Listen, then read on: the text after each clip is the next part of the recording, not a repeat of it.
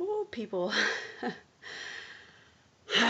Twitter. It is Twitter, ABC. They're all places that are really, really pushing that hate. They want this hate. They need this hate.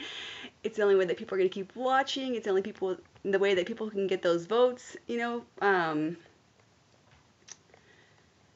It's very sad. Because some people really think that that's how reality is. People think that, we're very divided and we're very racist and sexist and prejudiced and whatever else based on a few incidences and a couple of stories. Like ABC on Twitter, I just read. I know people are like, get off Twitter, but I really like to think I can make some kind of a difference here because I know that our world is not full of hate. And the second people try to say like, oh well, yeah, you're just showing your white privilege, you're just doing this, it's like, see, that's you making an assumption based on a narrative that you've been told, when in reality, that's as far from the truth as it could possibly be, okay? I feel like we're a nation of, you don't know me, you don't know my history, you don't know where I came from, you don't know what I've experienced. You're right, people don't know, and they won't if you're not talking about that. But let's be real for just a minute. On a day-to-day basis, whatever color you are, tell me honestly, do more people come at you aggressively telling you that they hate you? Are you fighting with more people in the real world on a daily basis? Or is there some kind of unity? Are you actually getting along? Because the world that I see versus the world that I'm being told exist, they're two completely different places. And people could say, well, get out of that rich white neighborhood. I'm not in a rich white neighborhood. I'm not from I've never lived. Well, I guess maybe the neighborhood I have now, like, I don't know. I can't even say white because it's not mostly white. It's diverse. I've never lived in a white neighborhood, okay? I grew up in a black neighborhood, predominantly black neighborhood where I was the minority. And yeah, like, I still have very modest, you know, things. No one would necessarily consider me rich. I know I'm not rich. Um, but I appreciate what I have because I didn't have any of this stuff when I was growing up. I'm very thankful for what I have. I'm thankful for who I am.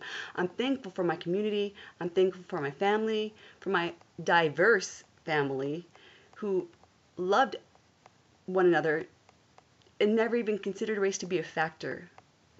I mean, in the neighborhood that I grew up in, yes, some girls did want to fight with me because they don't like the way I looked. And guess what? It's because I was one of the few white people. I'm also mixed race, okay? No, I'm not. I don't, I don't even know what I am. We joke like, who knows what's in there, because I'm a big mix, okay? But no, I'm not, neither of my parents are black. But please, like, people wanted to fight with me because I wasn't enough of whatever race that they wanted me to be. And the two fights that I did get into when I was a kid were with a group of black girls. I was one white person. None of them were ever in any of my classes. None of them actually knew me as a person. They knew nothing about me. They just decided they didn't like me. So I get what it's like to have people not like you because of your skin color, because that's happened to me. And even then, those are two incidences when I was a kid and in my neighborhood where I had thousands minimally of other interactions where they were really good and people treated me really well. A lot of my favorite teachers, like, they were, yeah, they were black, and I learned some of the most amazing things. And I had a Spanish teacher who was also black, and he would talk about his experiences where he would be, traveling or whatever, and he'd see a group of Mexican people, and they would assume that he didn't know Spanish, so they'd say something, and then he'd have a response for them, and it was like, yes, like, people putting people in categories and making assumptions based on non-facts based on assumptions, you know, that's it happens all the time. People are always mischaracterized. People are always judged. Oh, and people always want to put you in a box. Oh, you're Republican, or you are, if you even think that you're Republican, you're racist, or you're a sellout, or you're stupid, or you're whatever. And it's like, keep trying to put me in a box, okay? Keep trying to put me in a box. I went to school. I got my, I got my degree in liberal arts. I was in the honors department. I had a great GPA average. I liked all my teachers. Yeah, I'm a nerd. So I'm also somewhat of a fighter because you had to be in a bad neighborhood, like it just, there was some craziness. You had to know how to stand up for yourself, and you had to, um, you know, not learn to agree with or just be a pushover. And I'm not a pushover. And I know that, you know, that's why I'm speaking out. That's why I'm saying something, because I know that not all white people are bad. I know that not all black people are bad. I know that mixed people aren't bad. I know that they're, and even then, there's just such a gray of everything, because people, I don't even think intend to be bad sometimes. I think their intentions are trying to be good, but by having certain intentions, you end up making bad assumptions and bad assumptions, really. It's just, it's so disappointing that ABC is pushing a narrative saying, oh, look at all these white versus black incidences, and it's, being captured. Look at how hateful our nation is. Stop. If that were the case and people are always fighting, we would know that that's what it was. You're making a big deal out of something really small because that's what you want. You want us to be divided. You want us to continue to hate each other. But guess what? I'm not playing that. I have friends that are liberals. I was on that side, and I've always, even when I was on that side, I had friends that were Republicans, and I had religious friends when I wasn't, and of different religions. It didn't matter to me. I don't care whether you're rich, you're poor, what your race is. I don't need to know those things to know whether or not I'm going to like you. I'm going to like you because I'm judging you based on how you're presenting yourself and how you're acting. If you're coming at me and you look kind of sketchy and, you're walking towards me in an aggressive manner, yes, I'm going to be cautious, okay? No matter what your race is, I'm going to be cautious because I'm not trying to get myself killed.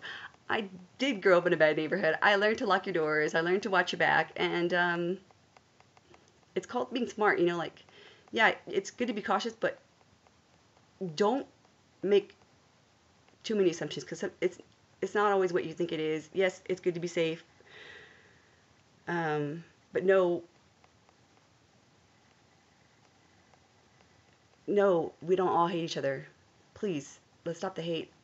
And let's stop thinking that just because you are of a different affiliation, a different anything, ethnicity, whatever it is, minority, that people are automatically going to like you, because it seems like, from my experiences, and again, I'm basing it on experiences. I went to a thing yesterday. It was called Better Angels, and it's basically when two different parties, the Reds and the Blues, get together, and the people that went there, they wanted to find out. It was kind of like we're not supposed to cross party lines because we're not supposed to like each other, and you guys are evil and all, but can we have like a safe space to talk about our differences and see how, to understand. They wanted to understand. We wanted to understand. We wanted to talk politics. And we didn't want it to get to a rageful place. So it's called Better Angels. They have moderators who are there to kind of like help keep things from getting to any kind of an escalation, and just to help understand. And I have to say, in that meeting, sorry, in that meeting, everything that everyone thought was the case of the other group, they were very shocked to find out that's not what it was. We actually agreed on more than we didn't agree, and our stances were pretty similar. It was just our perceptions and the sides that we're getting our information from that were telling us very different things. So my advice for you is that before you start making assumptions about how things are, that you actually go out and talk to people and be nice to people. You'll see, like, in my day-to-day life, I smile at strangers, I say hello, you know, I joke around, I talk, and I'm okay to I'm okay with being embarrassed or being, looking silly or whatever, because I'm human. I don't think people expect me to be perfect, and I'm not perfect, and I don't expect for you to be perfect, but I guess, I like to have fun. I used to be a server. My goal would be to make sure that if you were in a bad mood, that by the time you left, we were at least joking and having a good time, because you were coming for an experience, and I wanted to make sure you had that nice, interaction. And I think if we just treated each other more like that in general and understood that we're all people, we all have bad days, we all whatever, but at the end of the day, we are more together than not, then we'll be a much happier place. I promise you, the people that you think hate you in the fake world don't hate you as much as you think they do.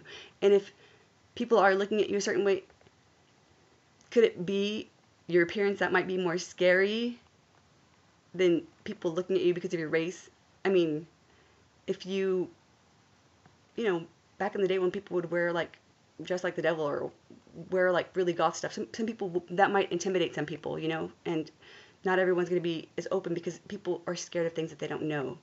And so, what, luckily for me, I was always a little more like, let's go find out, let's go see, I want to talk to this person, it looks interesting. I like to find out, I like to understand what I don't know, and I know I'm not going to know if I don't make an effort to find out.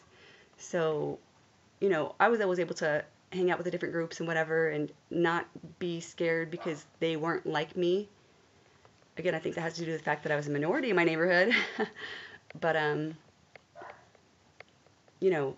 people sometimes will judge you based on your appearance and your looks. But the best way to combat that and to fight that is to show them that you're not that, to be kind and to treat others the way that you want to be treated. Really, it's the saying for a reason. Treat others the way you want to be treated. You can catch more bees with honey than you can with vinegar. If we're ever going to get united and stop being divided, we have to make an effort and to remember that the people that we are on the other side, they're also human. So that's my takeaway. Better Angels, it's a really good program. I highly recommend it. It's kind of a long thing, but if you really, really care and you really want to know what's really going on, do not just look at your favorite news channel or whatever, or this one group. Get out and actually talk to people. Ask them. It might be kind of scary, but you might actually end up finding out something that you didn't know. Anyway, have a great day. Thanks for listening to this long video. I really appreciate it, and hopefully you see what I'm trying to say in the good, instead of like trying to be like, oh, well, she said this or she said that, and look at her, she's one of those and whatever, because then you miss the whole freaking message. All right, have a great day. Thanks.